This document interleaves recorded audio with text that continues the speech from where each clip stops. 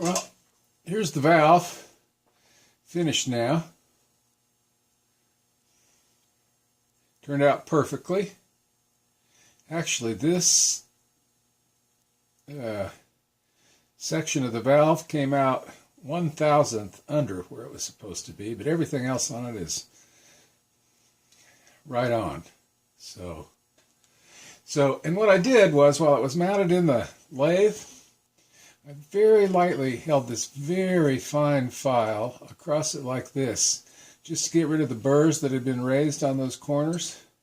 Then I put a piece of 600 grit, wet or dry, on the file and held it on there just for a moment. So now all these edges are still very sharp, but it will still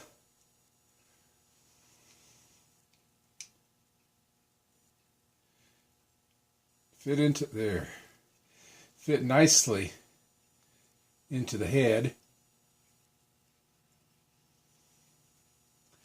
You can see maybe how those ports, this is the steam port, and when it's in this position, this side is exhausting out through here. So that all worked out great. I've got some of the other parts that I completed.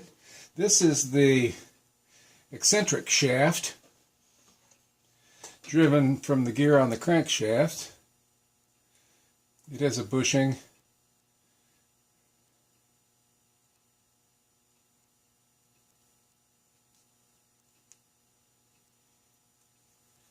Close-fitting bronze bushing on the shaft.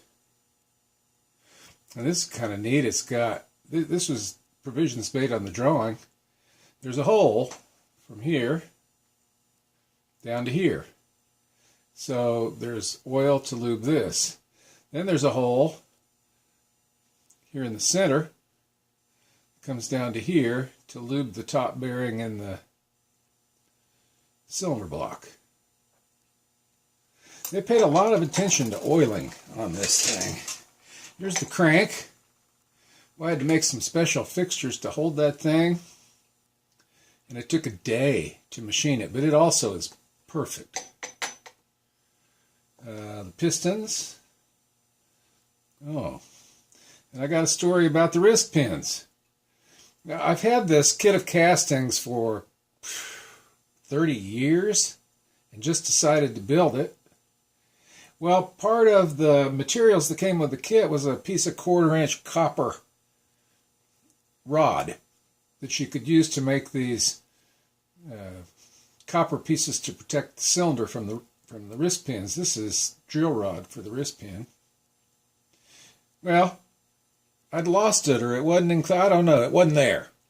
So I had to take some pieces of flat copper, silver braze them to some brass shafting, and use that to protect the pistons. But anyway, they're complete. Each piston has two 16th-inch cast iron rings. Connecting rod also makes good provision for oiling. This hole goes through to the wrist pin bore. And at the big end, there's two holes. And they go, I don't know if you can see down in there,